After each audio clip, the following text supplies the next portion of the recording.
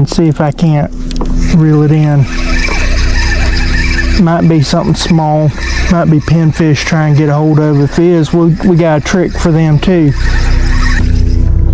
Yeah, that was pinfish, so I got a little trick for them. I'll show them. Alright, so what I done is I made my automatic flip hook, and I've got this piece of cork. It's a foam material that I've got a drink straw run through it, or coffee stir, with some glue, bead, and then I got a steel weight. And so this will actually bring up the bait up, keep it off the ground. We'll see how this works.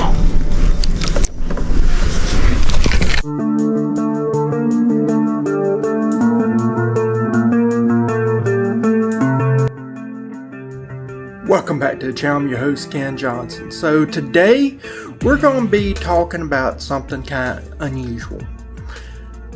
Oh, good grief. It's been months back in the winter. I had done a special rig for sheephead and took Rachel out. It was her first time ever fishing. The weather was garbage, and that video never aired. If you watched my video where I got the new to me trolling motor, I included a clip of that just because I was showing the trolling motor and that there was some issues. Other than that, really all that footage got deleted. There was no need in discussing it. But then there's another video. A while back I did a video of Ricky Wallace, and I used that type of setup on that video. But what it is that sometimes when you're fishing on bottom, you want to have your bait up a little bit above.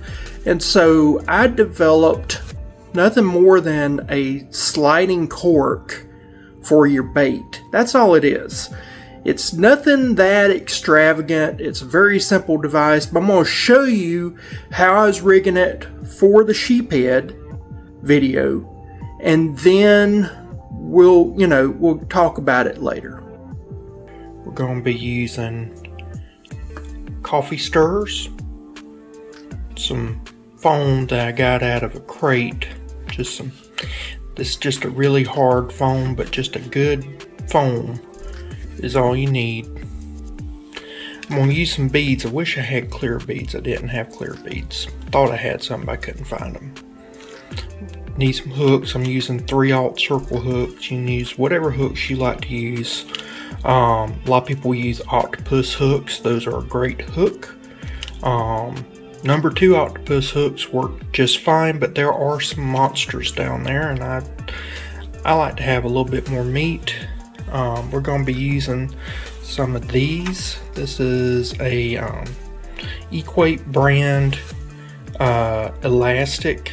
It's used by women for their hair, but we're going to use these for the bait. And then this right here is a packet of steel weights. The only reason why I'm using it is that these sinkers, they're cheap and they're a 1/2 ounce, and I need some weight. So I'm going to show you how we get this going. Now I'm using a pocket knife for this. So what I did is I took some pieces and I cut them until they was about 1 inch square. Slice that into a 1/2 inch by inch piece.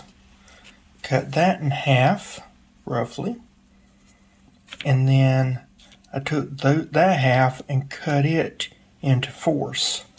So now you got these, and they're about, I don't know, thumbnail long, more or less, thumbnail and a half wide, maybe a thumbnail high. They don't have to be exactly all the same length. You just need a piece, and this is like super thick, sturdy foam, and this is just to lift up your hook. So this is going to be under the hook, lifting the hook up. So it don't have to be much, because this is a bottom rig. You just need something to float your bait up to be tantalizing. The next step in this process is to make a hole. Now these right here are just little micro screwdrivers like you use for jewelry, eyeglasses, whatever. And this little Phillips head, and I just poked a hole somewhere in the center, close enough. This is a starter hole. I'll get a screwdriver that's a little bit bigger and poke a hole that is roughly the same size and just a little bit bigger than the cork we'll be using. Naturally, this could be a nail, whatever you got. Screws work really good, and then if it's a screw, then you can actually kind of just pull on it and kind of strips out the hole. But that's what we're going to use. Alrighty, so I got it strung up on a straw. I'm going to do the same with the rest of them. This is what they look like strung up on a straw. Leave a little space in between each one. Now we're going to come in with a little bit of super glue, just kind of put on the end here. Now once you put on the end, you do it on both ends and let it dry. If you don't have accelerator to help speed up the cure time, you can always just kind of stick it underwater. Just be careful, because if it's not fully adhered and you hadn't given enough time to set, the residual glue will sometimes break free and you might have some loose pieces, but I'll show you how to handle that, so don't worry about that. Now we're going to snip in between each individual piece, so try go in half and leave a little bit of stem left from that straw, because we'll need that later. Now if you're not stingy, now I'm stingy, so I didn't want to waste the extra straw, but this would actually be better with longer pieces. And the reason why is now I'm going to take my lighter, I'm going to heat up this little black piece of straw, and then after I heat it up, then I'm going to take that melted piece of plastic and hit it against this piece of metal on the lighter, and that kind of folds down the plastic and makes where you don't have a sharp edge, and it also kind of folds out the edges outwards, so that if the glue does give way, there's that protecting, although it's really not that important, but just a little extra something. It's a nice little step to do. It's hard to see here, but that is that little folded down piece. It just makes it nice and smoothed out. It just finishes it off real nice. Alright, so these are 8 mini floats that I made. Took next to nothing to make them. And it's made out of scrap. I mean, those coffee stirrers, you get those when you go into a fast food restaurant, they have them. You pick you up one. You can do it drink straws, whatever. I just wanted it to be something small so that it doesn't, that won't go over the eye of the hook. Now let's get on with the next part of it. And that foam was cheap. And if it catches on fire accidentally, one thing you can do is take the end of your lighter and just kind of tap it, and it'll put them out. You can see where that kind of caught on fire a little bit there. I just tapped it a little bit, just went out. Do not inhale the smoke. Make sure that you have proper ventilation when you do that. That's the key. For the next part of this, I got 50-pound test line. You can use whatever strength line that you want. Most people do about 20-pound test around here. But there's some big fish, and also you're going to be around barnacles, oysters, concrete, a lot of stuff that frays monofilament line up. So personally, I like to err on the side of caution. And what we're going to do is we're going to snell these 3/0 hooks. And if you hadn't seen how to do a snell knot, you need to watch my video, King of All Knots, and I show you how to do it. Now, I don't know if I said anything before, but this was a 3-foot piece roughly, and I took out about 6 to 8 inches to do this uni knot. Now what I'm going to do is cut off about 1/4 inch and then hit it with a a lighter just a little bit to make that end a little bit bulbous, so if it does try to unravel, it'll catch. It shouldn't. If I did it right, it should, and I've tugged on this a ton, but it's a little safety measure I like to do. Next thing you want to do is thread on a small bead. Well, I wanted to show this too. I think I forgot to mention, when you thread in your line, go in through the front, because that's going to, when it pulls, it's going to help that action, that circle hook, to set in. But put in your bead, and then next we'll put on our little float. There you go. Now, if this looks familiar to you, well, if you pompano fish, you know this quite well. This is a pompano rig. We're just using it for bottom fishing, very similar to pompano fishing. So now let's go on to the next step. Now what you do is you slide on your bullet weight, and then that's followed by another bead. So what do you do with the other end? Well, what I'll do is I'll end up tying something like a piece of stick, toothpick, something other on the end, so that this can't slip down. Then I'll trim that off if I need one of these. I'll use this free end to do a double uni knot to the rest of my line on my rod and reel. If you've never seen a double uni knot, again, go back to that king of all knots. It shows you how to do it. So one knot, you can do your snelling, and you can also join two different lines without need of a swivel. So I'll just tie some toothpick or something around this end to do a double uni knot, and then we'll go from there. I just did a butcher's knot, which is just a overhand knot that's modified a little bit, and cut the ends off of the toothpick, and then I put a few dabs super glue on it. That's not going anywhere. I don't have to worry about it, and I can roll it up and put it in a bag for me to use later in my rigs. I'll show you how one of them is set up on the actual line though, and how this is supposed to work. That right there is a finished roll ready to put up into my tackle box. Before we get on to showing the finished product, let's talk about bands. So these right here are Equate brand hair bands. You can buy different bands. Some are clear, some are black. I thought about stealing some of my wife's clear ones. And then I found these also at Walmart. You can find them sometimes Dollar General, Dollar Tree, Amazon, any place like that. And these are craft rubber bands. This is Wonderloom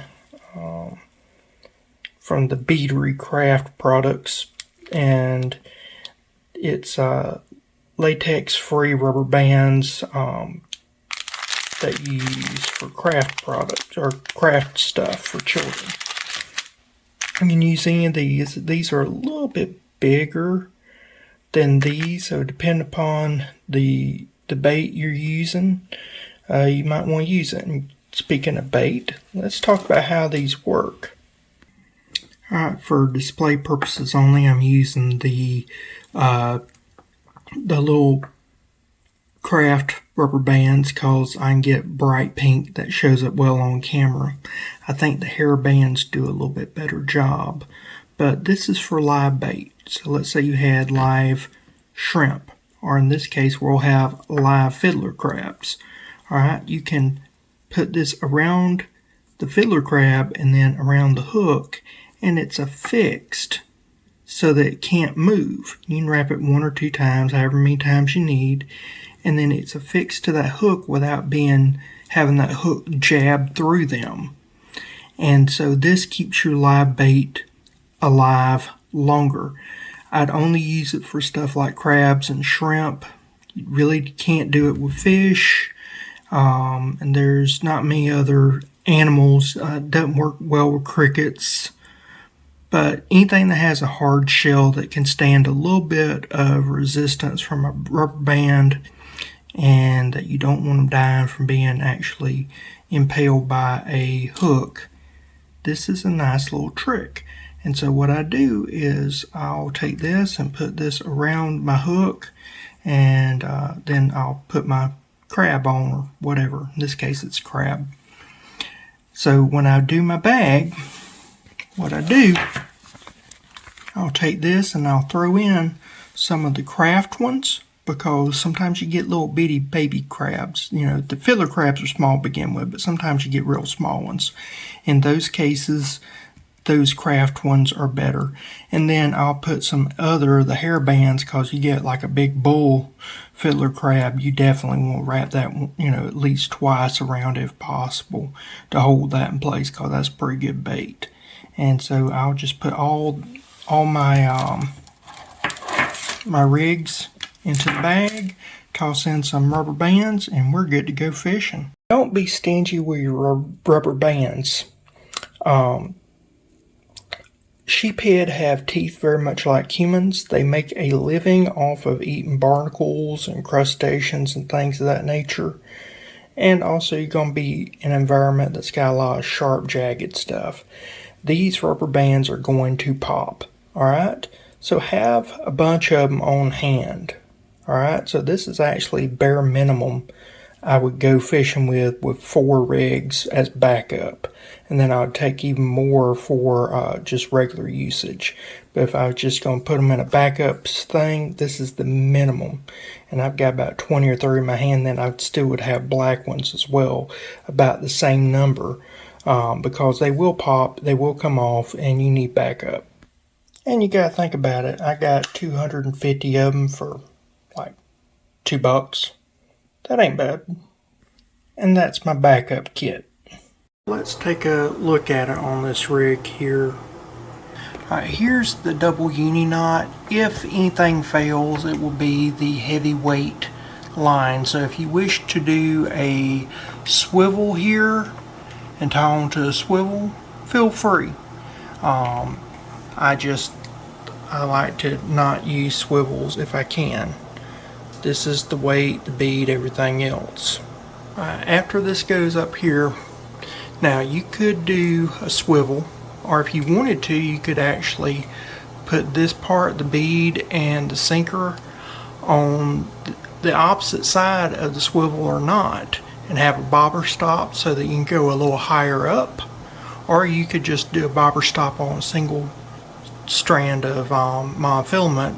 Don't do this, and it can go wherever you want it and adjust it that way. So you have options. So imagine this right here being the weight. It's down here, and then up floating is your bait.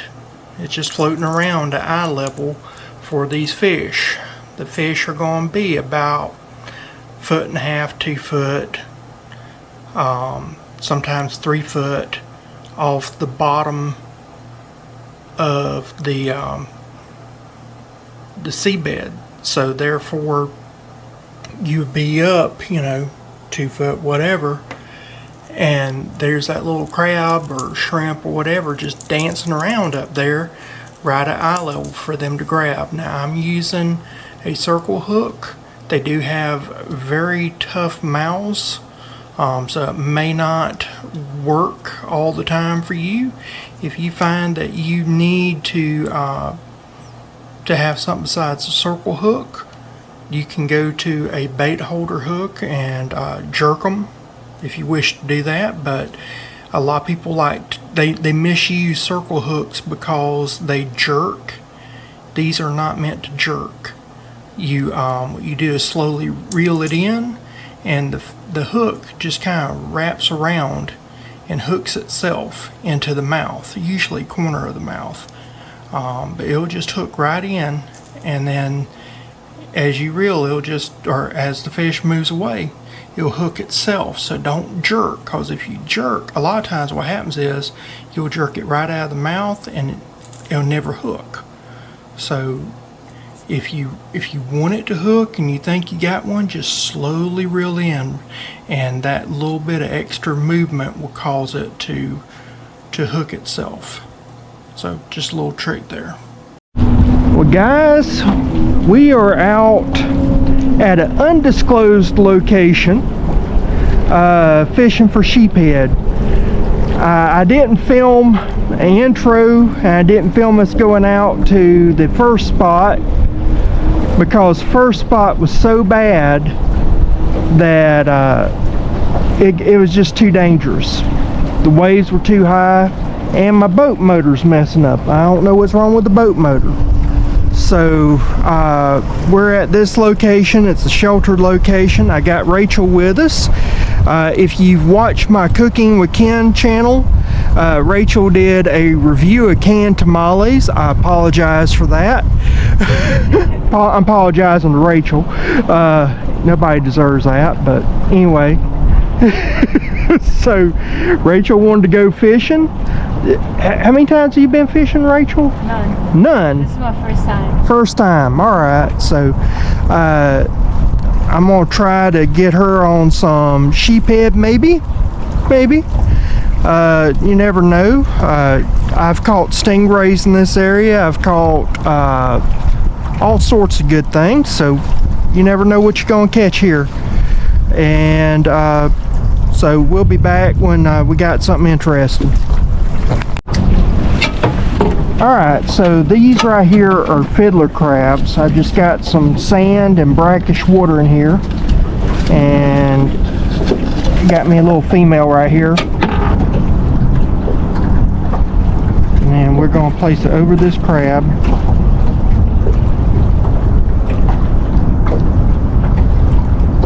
Well, I may only be able to do it one time. She's a big girl. She's thick. Alright.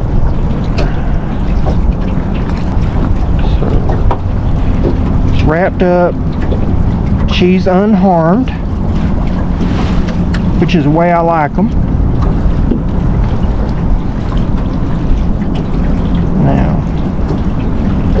all she is mildly agitated, and I won't say nothing about that. So that hook, she's riding on the back of it. She is unharmed. She's unfazed, and you don't have to worry about nothing. She'll stay alive for a long time until she gets ate. When she gets ate, that's a different matter. Well, we're just fishing here, checking in, let you know nothing's happened. Although the weather says that it'll be like 3 o'clock before gets good enough for the fish to be biting, but they also said it wasn't supposed to rain today and that we weren't supposed to have bad waves, so there's that too. And see if I can't reel it in. Might be something small, might be pinfish trying to get a hold of. If it is, we got a trick for them too. Yeah, that was pinfish, so I got a little trick for them. I'll show them. Alright, so what I done is I made my automatic flip hook, and I've got this piece of cork. It's a foam material that I've got a drink straw run through it, or coffee stir, with some glue, bead, and then I got a steel weight. And so this will actually bring up the bait up, keep it off the ground. We'll see how this works. So this is a very good type of method for any type of fishing where you want your bait to be up. So for sheephead, you want the sheephead to, you know, see it as a crab kind of swimming up in the water. Catfish, sometimes you'll have grass and you want the bait to be up above the grass. You can do that. Sometimes you just want it to be up a little bit off the bottom. Maybe the fish are not on the bottom and you want to send it up a little bit. So you can put like a a sinker, and you can use a swivel. You can use a whole host of items to make as a stop, or you can have it where it's not stopped. I do that a lot. I just kind of free line it and go from there. And so it allows your bait to get up, and that's the key. You want it to get up. And like I said, it's just so freaking simple. If you've got some type of foam material, especially if it's like packing foam that's gray or black, that's perfect. And then some drink straws, a little bit of glue, you're done. I mean, super glue, that stuff is awesome. And it'll last. It really works. It's a great little technique, a nice little hack. Something to add to your list of tricks as a fisherman. I hope you found this video to be helpful, entertaining, informative.